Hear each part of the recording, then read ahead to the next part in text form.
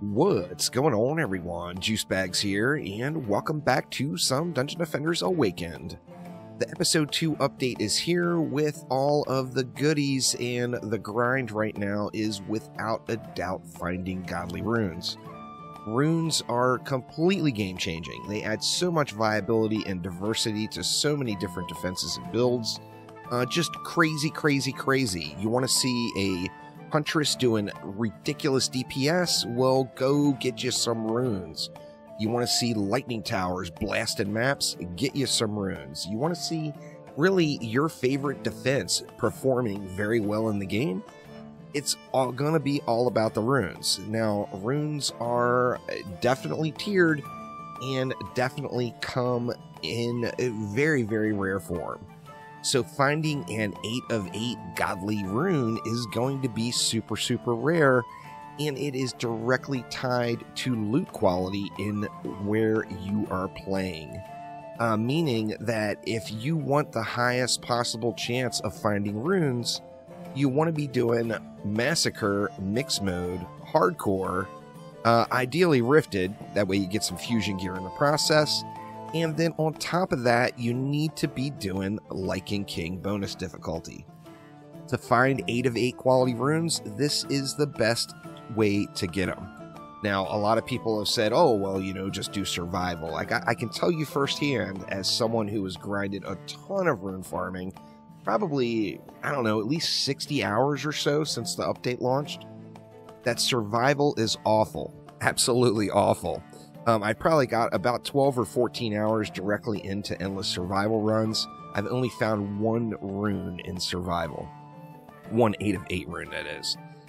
Now, as far as doing Massacre Mixed Mode and doing like 6 to 8 minute runs, so figure doing 8 to 10 runs per hour or maps per hour, I'm averaging a godly rune about every 3 hours. Now, RNG, of course, is a factor. So, you know, you may get really lucky, you may have terrible luck.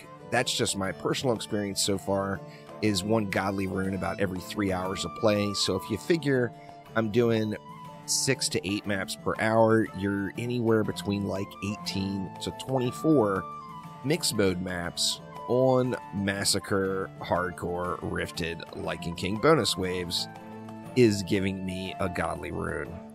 So the grind is real, the runes are rare, it is well worth upgrading your runes, as the 8 of 8 quality is substantially better in just about every case than even a 7 of 8 quality. So by all means, a lower quality rune will get you started, and you'll be able to start playing around with that rune and seeing the features of the new setup with it. However, 8 of 8s are where it's at. Now remember, these are also tradable, so you can trade them with your friends.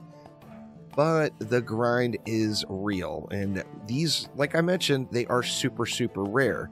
Now remember, with them being tradable, you know, a lot of people are getting a little frustrated that they're not finding the 8 of 8 runes.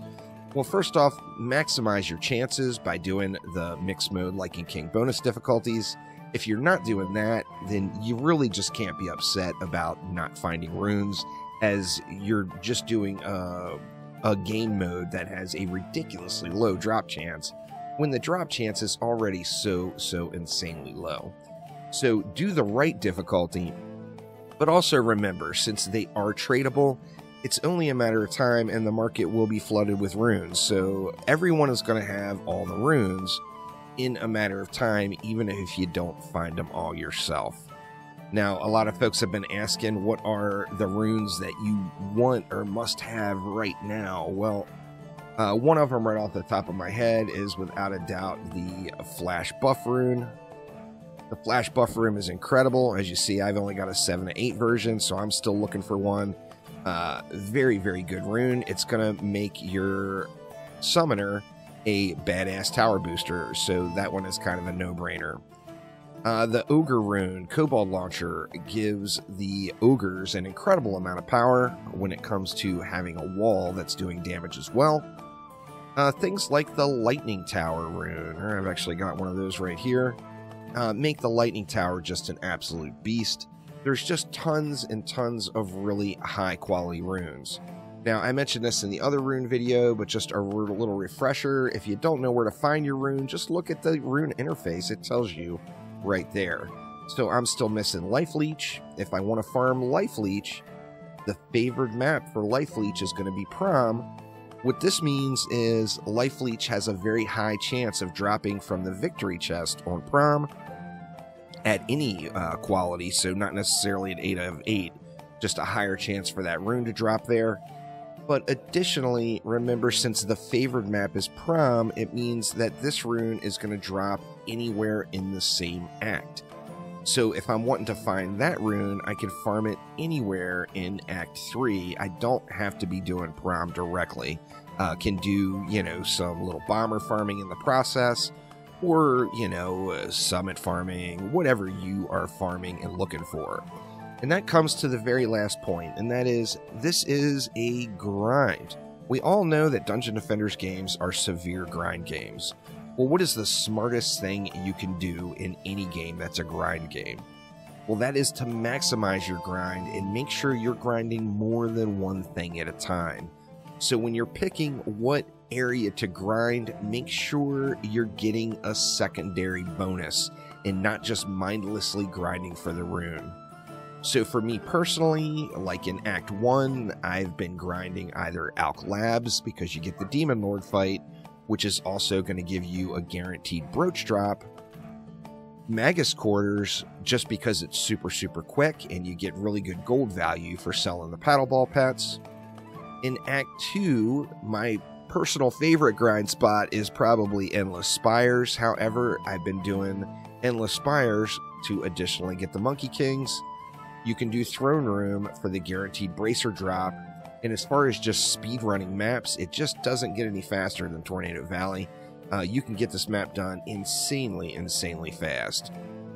For Act number 3, one of two places. I've been farming Royal Gardens and also getting little bomber pets, or farming the summit, getting the guaranteed mask, or the possible Dragoon, which is the hot Huntress or rogue weapon to have right now.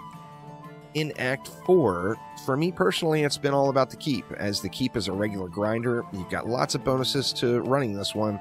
You get a boss weapon, you get an Arcanist Helm, and then, of course, you get any of those Act 4 runes. Of course, as far as easy goes, Foundries and Forges doesn't get any easier as far as Act 4 is concerned.